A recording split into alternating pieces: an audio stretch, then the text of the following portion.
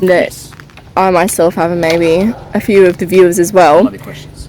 You were talking about disc brakes and you said they're good for noobs for confidence reasons. So are you saying that noobs who live in dry areas should even get disc brakes? I think there's two types of riders who should get disc brakes. Is noobs who aren't confident, and hydro discs give you a lot of confidence.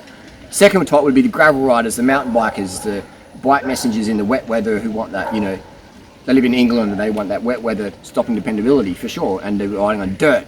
All right, so you got your noobs in the dry conditions, and you got your bike messengers, your mountain bikers, your crossers and stuff like that, gravel riders. But like, what defines confidence? Are you talking about someone that's never ridden a road bike before? Yeah, and the brakes that made it work so well. They've got small little hands, and the hand strength's not there. Disc brakes are great. If you've got weak hands, get disc brakes for the first year, and then progress to rim brake as your hands. If you've got strong hands, you'll be okay.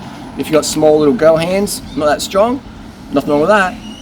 Disc brakes are going to give you that hydro power. That's why I put you last year. I put you on disc brake bikes around town and stuff like that, just so you had a bit more confidence going down Doisa Tep, down the long hills. You had the disc brake dependability. But I didn't need it. Well, now you don't, because your skills level's right up. So, I mean, maybe we didn't find rim brake last year. I wanted you to be feels totally confident and have a good experience. So I remember, we had Bonnie Rebecca come to my festival in 2014, and she didn't have confidence of her braking, and I was thinking, wow, that would be great for her to have disc brake bikes. And I've got a friend in Adelaide called Nicole, and she keeps crashing her bike, so she's back on disc brake bike now. She's back on disc brake, so that's good. She's like every day on Instagram, she's crashing the bars, or she's crashing into people. She's just crashing. She's like Crash Bandicoot. So for something like that, if you crash a lot, you get disc brakes. And isn't it cool that people have the options? If you're Crash Bandicoot or the noob, go to discs. If you're riding gravel and mountain bike like I do, go to discs. If you've got experience like I do, Natasha does on the road, then rim brake's fine. Okay, I've got one more question. Good. Zillion questions. So you said that noobs in dry conditions should get disc brakes for a year or so. So what if within a year their fitness has come right up and they want something lighter and more aggressive? Does that mean they spent thousands of dollars for a disc brake bike they've ridden for a year? Yeah. Well, you don't have to get a disc brake bike. You'd be fine with the rim. It depends on the person as well. I like to give general information for people, but yeah, some people are just advanced, they've got stronger hands, they're a bit more hardcore women, a bit more oomph. A bit more oomph, so they'd be fine with that. Or maybe they've got a boyfriend or someone who can set up their bike so they can reach the levers pretty good. So it depends, I mean, I'll put you on Dura-Ace brakes with a Dura-Ace rim, which is a really powerful braking combination. And do you find the brakes work good for you now? It's fine? Yeah, they're fine. Yeah. I wouldn't put you on carbon clinches because they're a bit, sketchy in the wet. I don't think I'd ever put carbon clinches on a girlfriend's bike unless you were like a really experienced person before we got together and you really had a lot of control. Because carbon clinches, let's be honest, in the wet, they're fucking dangerous. Like you go to hit the brakes and there's just no braking going on there. But we mostly ride in the dry. We do ride in a little bit of wet. And around town it's okay. If you're coming down Doisa Tep and a dog comes out in front of you and you're trying to hit the brakes, and you ain't got them brakes in the carbon clinches. So that's why people who want carbon rims, then disc brakes are good because they'll have better braking. And most people who buy these brand new bikes are noobs. They've been riding for a year, maybe the banker or the lawyer or something like that. And hey, I'm glad they're on the bikes. These people who have a lot of money, they can change things up in society towards cycling infrastructure and stuff like that. But yeah, disc brakes for noobs, people who crash bandicoots, gravel riding, wet weather riding in the UK, etc. Does that answer your question? Or? Yeah, it does. Yeah. Bottom line, I think everybody should have one of my lightweight carbon bikes, which are affordable. And it feels good. Like even when we ride home from the restaurant, you're getting into it, man. You've already burnt your dinner off.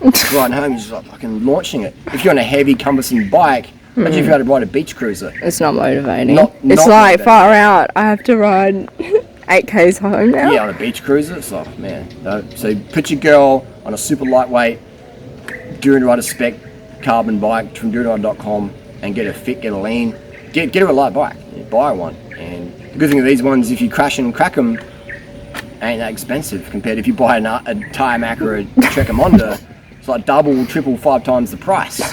You crack that, you'd be like, hey.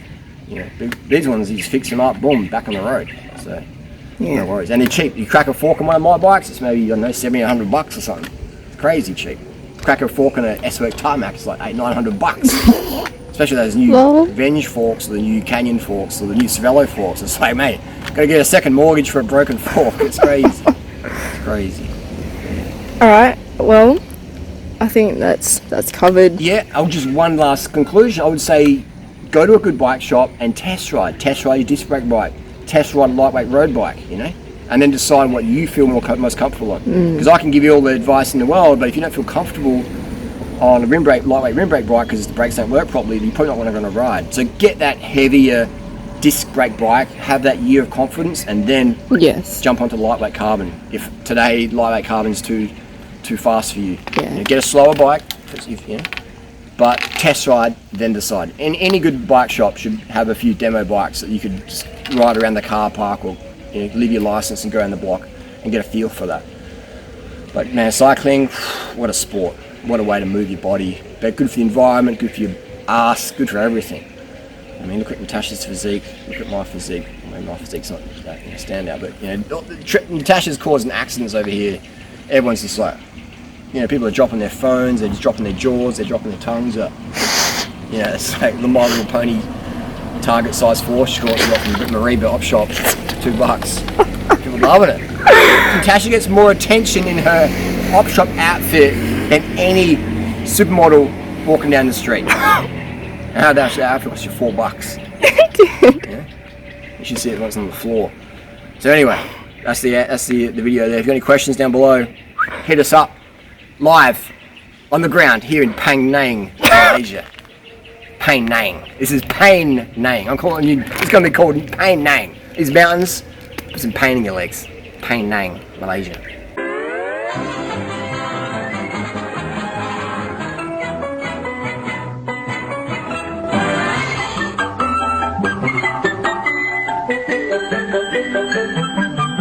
Thank you.